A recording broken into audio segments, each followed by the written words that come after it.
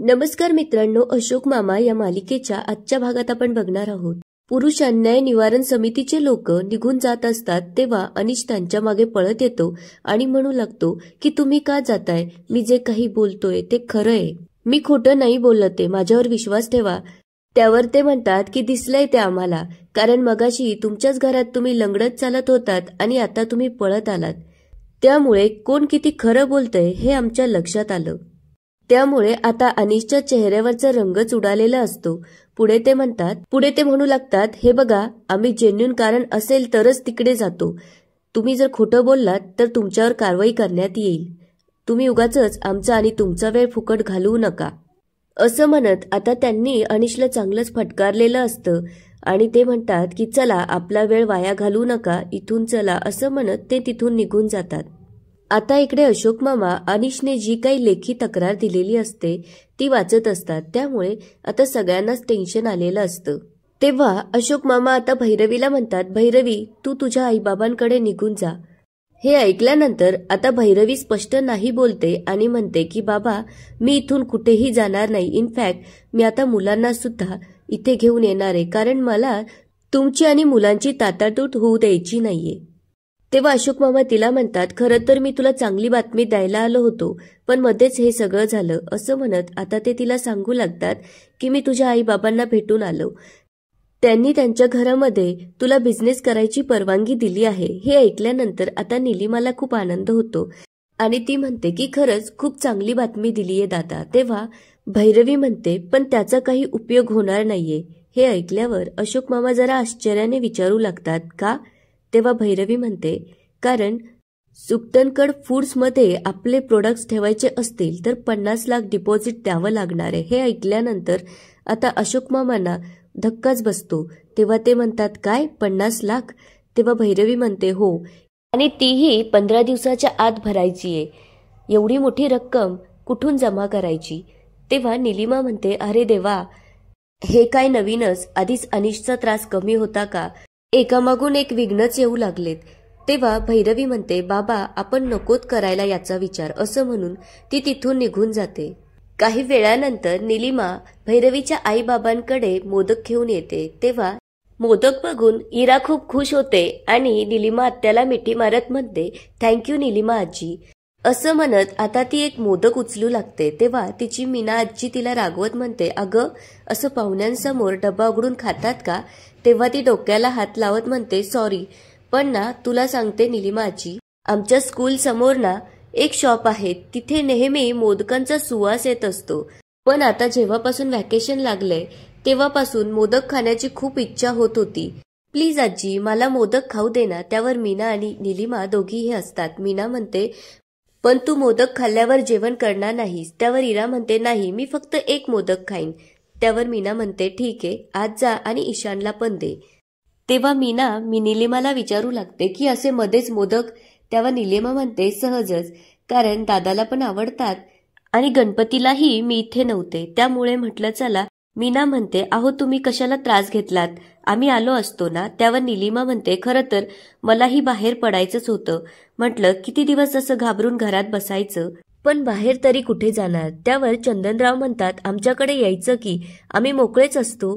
तेव्हा निलिमा म्हणते, खरं तर मी आधीच आले असते, पण या अनिशमुळे. असं म्हणून ती एकदम थांबते. तेव्हा भैरवीचे आई बाबा तिच्याकडे बघू लागतात. तेव्हा मीना तिला विचारते, आता काय केलं या अनिशने? त्यावर निलिमा म्हणते, जाऊ द्या ना, घरोघरी मातीच्या चुली, शेवटी बायकांना सहन करावं लागतं. त्यावर निलिमा म्हणते, हे बघा, मी तुम्हाला सांगते, आमची भैरवी वेगळ्या संस्कारात वाढलेली आहे. तिला आम्ही चांगलं शिक्षण दिलं, कारण तिने स्वतःच्या पायावर उभं राहावं आणि स्वतःचे निर्णय स्वतः घ्यावे यासाठी. पण असंच जर होणार असेल तर आम्ही आमच्या भैरवीला आमच्याकडे घेऊन येऊ. तेव्हा भैरवीचे बाबा म्हणू लागतात, तसंही भैरवी आमच्या घरातच बिझनेस सुरू करणार आहे. त्यावर निलिमा म्हणते की भैरवी आता बिझनेस करायला नाही म्हणते. तेव्हा मीना म्हणते की का? त्यावर निलिमा सांगू लागते की अनिशमुळे. अनिश असं काही वागला की भैरवी निराश होते, त्यामुळे तिची काहीच करायची इच्छा होत नाही. तेव्हा तिचे आई बाबा म्हणतात, आम्ही असं होऊ देणार नाही, कारण आमची मुलगी हुशार आहे आणि तिचे स्किल आम्ही असे वाया जाऊ देणार नाही. आम्ही येतोच तिला भेटायला. आता निलिमा तिथून जाते, पण भैरवीच्या आईबाबांना भैरवीची चिंता वाटू लागते. आता अनिशच्या वागण्यामुळे भैरवी खूप नाराज झालेली असते, त्यामुळे ती तिचं अंथरूण खाली घालत असते. तितक्यात अनिश येतो आणि तिच्याकडे बघू लागतो, पण दोघंही एकमेकांशी बोलत नाही. आता भैरवी गपचूप तिचं पांघरून घेऊन झोपून घेते. दुसऱ्या दिवशी भैरवीचे आईबाबा तिला भेटायला तिच्या घरी येतात. तेव्हा भैरवीकडून त्यांना समजतं की सुकटनकर फूड्समध्ये डील करणं एवढं सोपं नाहीये, त्यासाठी 50 लाख रुपये भरावे लागणार आहेत. हे ऐकल्यावर मीना म्हणते, काय? पुढे ती म्हणते, पण निलिमाताई तर मला सांगत होत्या की तू अनिशमुळे बिझनेस करायचं नाही म्हणते. त्यावर निलिमा सांगू लागते की हे पण एक कारण आहे. तेव्हा भैरवी तिच्या आईबाबांना म्हणते की प्लीज आपण या विषयावर बोलायलाच नको, कारण एवढी मोठी रक्कम एवढ्या कमी दिवसात कशी जमा करणार आणि बँक पण मला लोन देणार नाहीये असं म्हणत आता भैरवीने बिझनेसचा विषय डोक्यातून काढलेला असतो. तरीही तिचे आईबाबा तिला समजावत म्हणतात, पण अशोकरावांचं काय? त्यांनी तुझ्या बिझनेससाठी एवढी धडपड केलीये आणि तुझ्या वतीने त्यांनी एवढी स्वप्न बघितलीये, त्यांच्या अपेक्षांचं काय? तेव्हा भैरवी म्हणते की त्यांच्यासाठीच एवढं सगळं चालू होतं, पण करू आपण दुसरं काहीतरी. आपण सध्या हा विषय बाजूला ठेवूया. आता भैरवीचे आईबाबा तिथून निघून जातात. तेव्हा भैरवी बँकेत फोन करते आणि विचारू लागते की मला 50 लाख रुपयांचं लोन मिळेल का? तितक्यात अनिश तिथे येतो आणि तिच्याजवळ जाऊन तिला विचारू लागतो की तुला लोन कशासाठी हवंय? तेव्हा ती सांगू लागते की सुकटनकर फूड्समध्ये काम करायचं असेल तर 50 लाख रुपये भरावे लागणार आहेत. तेव्हा अनिश तिला म्हणतो, त्याची तुला काय गरज आहे? तुझ्याकडे एवढं मोठं भांडवल असताना. त्यावर भैरवी आश्चर्याने विचारू लागते की कसलं भांडवल? तेव्हा अनिश म्हणतो की तुझा चेहरा, हा तुझा चेहरा पाहूनच एवढ्या मोठ्या माणसाने तुला ऑफर दिलीये.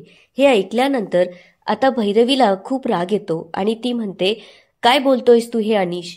त्यांचा आवाज ऐकून निलिमा, राधावहिनी आणि किशाभाऊ पण तिथे येतात. तेव्हा अनिश भैरवीला म्हणत असतो, मी काय खोटं बोलतोय? तुझ्याकडे दुसरं आहे तरी काय? उगच नाही त्याने तुला एवढी मोठी ऑफर दिली. तो सुकटनकर तुझ्या या चेहऱ्यावरच भाळला आहे. हे ऐकल्यावर आता सगळ्यांनाच धक्का बसतो. तेव्हा भैरवी त्याला म्हणते, तुला लाज कशी वाटत नाही असा विचार करायला? तेव्हा अनिश म्हणतो, आवाज खाली करून बोलायचं. माझ्याच घरात माझ्यावर आवाज चढवायचा नाही, आणि जर आवाज करायचाच असेल तर चल बाहेर जाऊन बोलूया असं म्हणून अनिश तिचा हात धरून तिला बाहेर ओढत नेत असतो. तितक्यात समोरून अशोक मामा येतात आणि त्याला विचारतात, काय चाललंय हे? त्यावर अनिश म्हणतो, खरं बोललं तर हिला टोचलं. तेव्हा अशोक मामा विचारू लागतात की काय खरं बोललास? तेव्हा अनिश म्हणतो, बाबा कॉमन सेन्सची गोष्ट आहे. एवढ्या मोठ्या माणसाने भैरवीला त्याच्या कंपनीमध्ये ऑफर दिली, तिच्याकडे कुकिंगचं नॉलेज नसताना. याचा अर्थ काय होतो? याचा अर्थ एवढाच होतो की तो भैरवीच्या चेहऱ्याला भाळलाय. हे ऐकल्यानंतर आता अशोक मामांना खूप राग येतो आणि ते त्याला म्हणतात की तोंड सांभाळून बोल अनिश, तू तुझ्या बायकोबद्दल बोलतोयस. आता राधावहिनी आणि किशाभाऊ मजा घेत असतात, पण निलिमाला मात्र खूप वाईट वाटत असतं. आता अशोक मामा अनिशला म्हणत असतात, स्वतःच्या बायकोवर एवढे घाणेरडे आरोप करताना तुला लाज कशी वाटली नाही? त्यावर अनिश म्हणतो, खरं आहे तेच बोलतोय मी असं म्हणत आता अनिश भैरवीचा हात धरून तिला बाहेर ओढत नेऊ लागतो. तेव्हा अशोक मामा त्याला अडवण्याचा प्रयत्न करू लागतात. तेव्हा अनिश म्हणतो की बाबा तुम्ही बाजूला व्हा असं म्हणत तो अशोक मामांना जोरात ढकलून देतो. त्यामुळे अशोक मामा बाजूला जाऊन टेबलवरती पडतात आणि त्यांच्या डोक्याला मार लागून त्यांच्या डोक्यातून रक्त येऊ लागतं. त्यामुळे निलिमा आणि भैरवी खूप घाबरतात आणि पळतच जाऊन अशोक मामांजवळ जातात. भैरवी विचारू लागते, बाबा तुम्हाला बरं वाटतंय ना? असं म्हणत आता त्या अशोक मामांना घेऊन येतात आणि सोप्यावर बसवतात. तेव्हा राधावहिनी आणि किशाभाऊ सुद्धा त्यांच्यासाठी पाणी घेऊन येतात. आता त्यांचा आरडाओरडा बघून अनिश म्हणतो, काही एवढा कांगावा करायची गरज नाही, काही नाही झालंय त्यांना. हे ऐकल्यानंतर आता निलिमा एक खाणकण त्याच्या कानाखाली लावते. त्यामुळे आता अनिशला खूप राग येतो आणि तो रागातच तिच्याकडे बघू लागतो. तेव्हा निलिमा म्हणते की तुला लाज वाटत नाही असे तमाशे घरात करायला? अरे बाप आहे तुझा तो. त्यावर अनिश तिला म्हणतो, फार बोलायला लागलीस. तुझा नवरा इथून मागे तुझ्या घरात तमाशे करायचा तेव्हा का बोलली नाहीस काही? त्यावर निलिमा म्हणते, कारण त्यावेळेस माझा भाऊ माझ्या पाठीशी नव्हता, पण आता माझा भाऊ माझ्या पाठीशी खंबीर उभा आहे. तुला लाज कशी वाटत नाही स्वतःच्या वडिलांशी असं वागायला? त्यावर अनिश म्हणतो, झालं म्हणजे आता ही माझीच चूक आहे. तेव्हा अशोक मामा त्याला म्हणतात, हे बघ अनिश, हे शेवटचं. इथून पुढे हे खपवून घेतलं जाणार नाही, नाहीतर मी हेच समजेल की माझे दोन्हीही मुलं जिवंत नाहीये. हे ऐकल्यानंतर आता अनिशला खूप राग येतो आणि तो रागातच तिथून निघून जातो. आता या गोष्टीचं सगळ्यांनाच वाईट वाटलेलं असतं. इकडे अनिश जेव्हा बाहेर येतो तेव्हा नोटीस बोर्डवरती दिवाळीच्या शुभेच्छा दिलेल्या असतात, सोबतच फटाके जपून वापरा अशी सूचनाही दिलेली असते. तेव्हा अनिश विचार करतो, आता एकच फटाका असा लावीन की सगळ्यांची कायमची काळजीच मिटेल. आता इकडे निलिमा अशोक मामांसाठी हळद टाकून दूध घेऊन येते आणि त्यांना म्हणू लागते की हे दूध घे, तुला बरं वाटेल. तेव्हा भैरवी म्हणते, बाबा थोडक्यात वाचले, नाहीतर टाकेच पडले असते. त्यावर अशोक मामा नाराज होत म्हणतात, टाके पडल्यानंतर एवढं दुखलं नसतं, एवढं आज आतून दुखतंय. त्यावर निलिमा त्यांना समजावत म्हणते, दादा तुझ्या डोक्याला मार लागलाय, त्यामुळे तुला त्रास होईल असले विचार करू नकोस. पुढे ती म्हणते की आता सण जवळ आले, त्यामुळे भैरवी आपण 4 पदार्थ का होईना दिवाळीचे बनवायला हवेत. सणासुदीचं असं वातावरण घरात नकोय. पुढे ती म्हणते, मी असा विचार करत होते की मुलांनाही आपण इथे घेऊन येऊया. त्यावर अशोक मामा म्हणतात की अगदी माझ्या मनातलं बोललीस. पुढे ते सांगू लागतात की तुम्हाला माहिती आहे का, मी जेव्हा मुलांना फोन केला तेव्हा ते काय म्हणत होते की माऊ तिच्या बिझनेससाठी जे पदार्थ बनवणार आहे ना, ते सगळे आम्ही रोज आमच्या टिफिनमध्ये स्कूलला घेऊन जाऊ, असं म्हणून ते दोघंही हसू लागतात. पण भैरवी मात्र नाराज असते आणि त्यांना म्हणते, बाबा आता बिझनेसचं स्वप्न नकोच पाहायला, असं म्हणून ती तिथून निघून जाते. आणि याच ठिकाणी आजचा एपिसोड संपतो. आता पुढे काय होणार ते बघूया उद्याच्या एपिसोडमध्ये. तोपर्यंत व्हिडिओला लाईक, सबस्क्राईब आणि शेअर करायला विसरू नका. धन्यवाद.